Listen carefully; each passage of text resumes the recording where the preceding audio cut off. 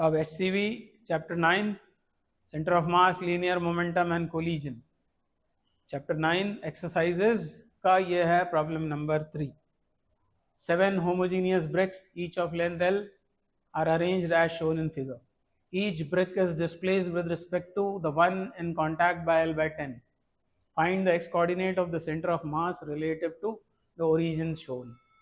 तो 7 ब्रिक्स हैं.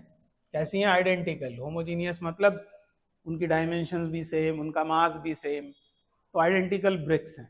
हर एक की लेंथ L है और इन ब्रिक्स को इस तरह अरेंज किया हुआ है. बोला है आगे कि हर ब्रिक जो दूसरी ब्रिक के कांटेक्ट में है L by 10 से डिस्प्लेस्ड है. जैसे आप इन दोनों पे ध्यान दो, ये ओरिजिन हो गया, ये पहली ब्रिक हो गई, तो ये ब्रिक नंबर 2 कैसी है?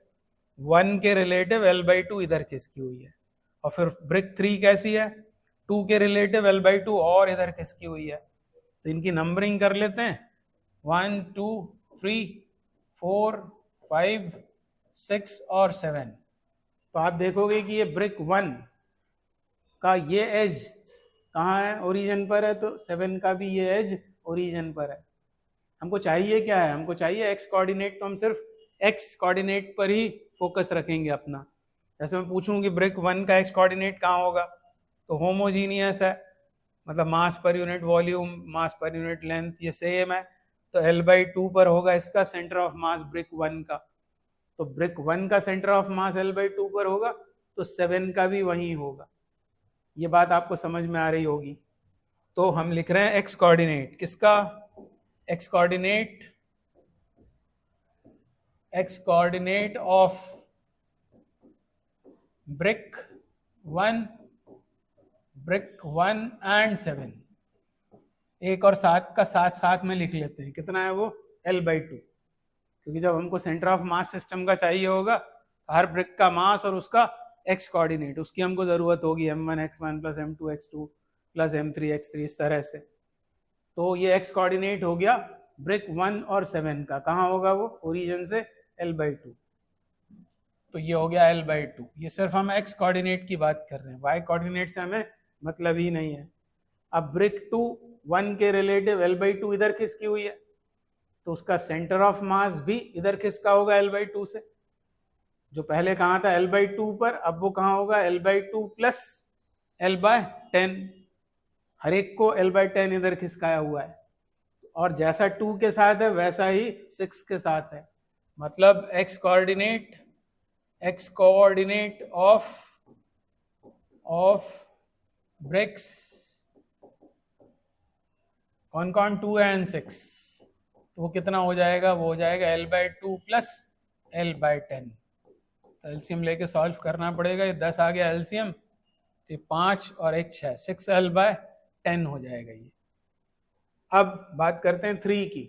तो 2 की रिलेटिव ये और आगे खिसकी हुई है L by 10 से, मतलब 6 L by 10 में L by 10 और जोड़ना पड़ेगा. और जैसा 3 के साथ है वैसा ही है 5 के साथ. तो एक्स कोऑर्डिनेट ऑफ ब्रिक्स कौन, यहाँ भी ऐसे लगा देते हैं. ब्रिक्स कौन? 3 और 5, 3 एंड 5.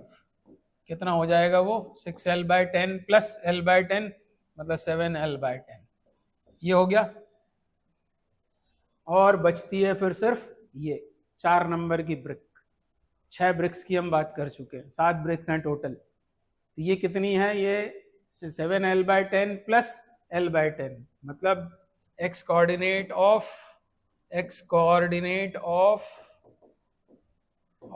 ब्रिक कौन से नंबर की?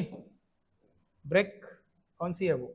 नंबर 4, ब्रिक 4 इक्वल टू कितना हो जाएगा इसमें? और L by 10 जोड़ा तो 8 L by 10 हो गया.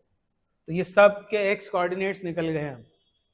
तो मैं इनको यहाँ लिख लेता हूँ और फिर इसको रब कर देते हैं. बाकी सबको यहाँ लिख लेते हैं.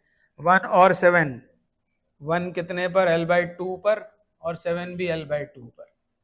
और 2 और 6 ये है 6 L by 10 पर, 6 L by 10, और ये भी 6 L by 10, और 3 7 L by 10, और 5 भी 7l/10 और 4 है 8l/10 पर। ये क्या है? सब एक्स कोऑर्डिनेट्स हैं। हर ब्रिक के सेंटर ऑफ मास के एक्स कोऑर्डिनेट्स को हमने निकाला है ये। अब इस सब को हटा देते हैं, फॉर्मूला क्या लगाएंगे? XCM बराबर क्या होगा? XCM होगा हर एक ब्रिक का मास, सपोज कर लेते हैं वो m है, हमको चाहिए x कोऑर्डिनेट सिस्टम का, सिस्टम के सेंटर ऑफ मास का x कोऑर्डिनेट। तो ऊपर आएंगी 7 terms, m1 x1 m2 x2 m3 x3, हर एक का मास m है। तो अब बात करते हैं इन दोनों की, 1 और 7 की। तो इनका मास m, centre of mass l/2 पर। तो ऐसी 2 टर्म्स आएंगी, तो इसको डबल कर सकते हैं हम, 2m × l/2। ये किसके लिए लिखा मैंने? 1 और 7 के लिए। अलग अलग लिखते तो क्या लिखते हैं? m × l/2 plus m × l/2। 2 बार आया है तो × 2 कर दिया। फिर बात करते हैं अब इन दोनों की, 2 और 6 की। इसको भी ऐसे ही करते हैं, 2 टाइम्स मास × 6l/10, 6l/10। ये भी 2 बार आया है। इसी तरह से ये दोनों भी 2 बार आए हैं, तो प्लस 2m 7l/10। उठा पटक नहीं, बहुत सारी मेहनत है, बहुत सारी मेहनत है बस, बाकी है तो आसान।